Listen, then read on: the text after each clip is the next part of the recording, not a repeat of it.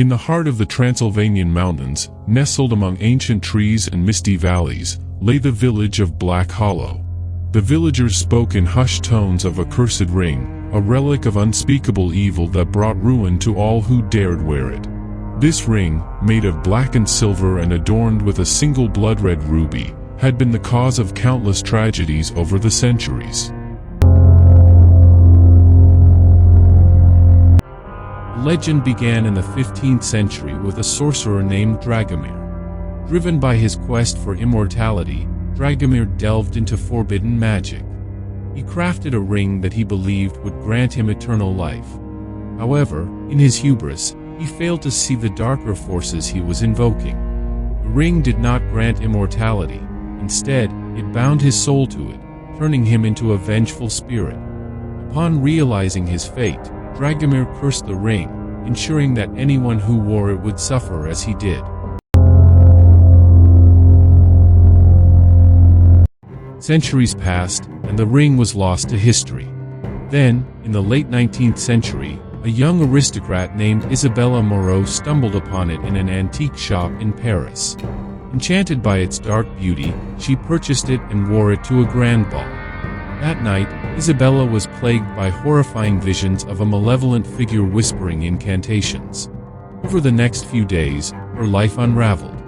Her fiancé broke off their engagement, her family fell into financial ruin, and Isabella herself succumbed to a mysterious illness. The ring vanished once more, but its legend only grew. It was said to appear to those whose hearts harbored greed, vanity, or a thirst for power, and it would always bring them to ruin.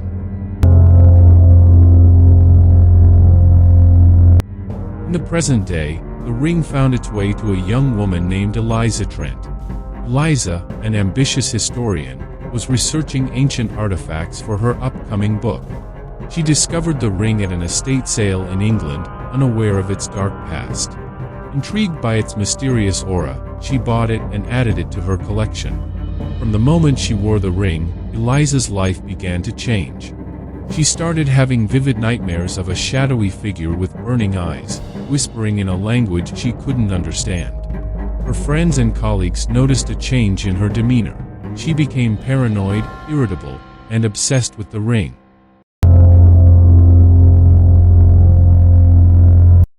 As days turned into weeks, the hauntings grew more intense. Objects in Eliza's apartment moved on their own, doors slammed shut, and the temperature would drop suddenly.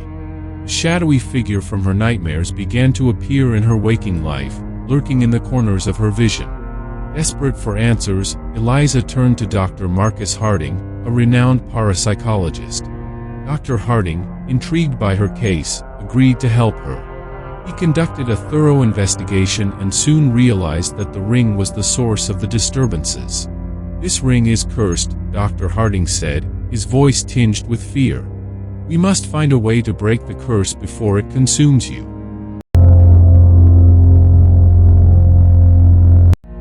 Dr. Harding and Eliza scoured ancient texts and sought out experts in the occult.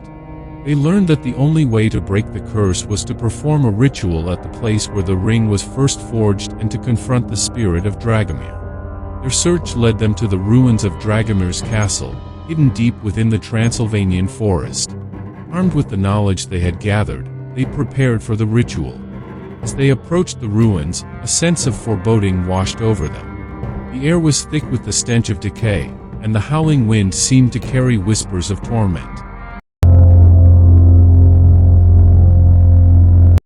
Under the light of the full moon, Dr. Harding and Eliza began the ritual. They lit candles and drew a protective circle around them. As Dr. Harding chanted the ancient incantations, the ground trembled, and a dark, swirling mist enveloped the ruins. From the mist emerged the spirit of Dragomir, his eyes burning with fury. "Why have you disturbed my rest?" he demanded, his voice echoing with otherworldly power. "We seek to end your curse," Eliza replied, her voice steady despite the terror gripping her heart. "You have caused enough suffering." Dragomir's spirit snarled, lunging toward Eliza. But as he crossed the protective circle, he recoiled in pain. Dr. Harding continued the incantation, and the mist began to dissipate. Dragomir's form wavered, and he let out a bone-chilling scream as he was pulled back into the ring.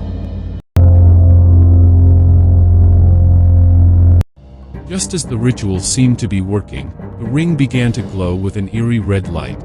Dr. Harding's eyes widened in horror. The curse is too strong. It needs a soul to be complete. Without hesitation, Eliza stepped forward. If my soul will end this, then so be it. Before Dr. Harding could stop her, Eliza reached out and touched the ring. Blinding light filled the ruins, and Dragomir's spirit was finally expelled from the ring. The ground stopped trembling, and the air grew still. When the light faded, Eliza lay motionless on the ground, the ring shattered beside her. Dr. Harding rushed to her side, but it was too late. Eliza had sacrificed herself to break the curse. Dr. Harding returned to England, carrying Eliza's body and the shattered remnants of the ring. He gave her a proper burial, honoring her bravery and sacrifice. He documented the entire ordeal, ensuring that the story of the cursed ring and Eliza's heroism would not be forgotten. The village of Black Hollow, once shrouded in fear, began to heal. The legend of the cursed ring faded into obscurity, but the villagers never forgot the lesson it carried, that greed and the pursuit of forbidden knowledge come at a terrible price.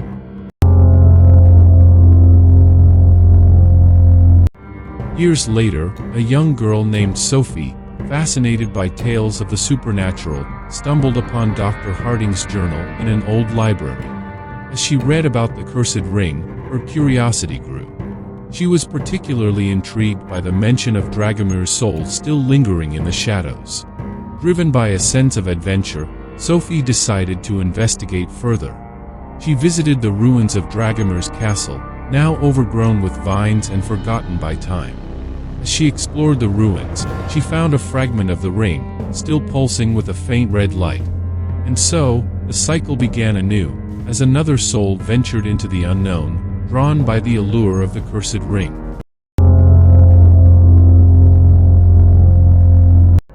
In the depths of the forest, the legend of the cursed ring remains a haunting reminder that some mysteries are best left unsolved, and some evils are never truly vanquished.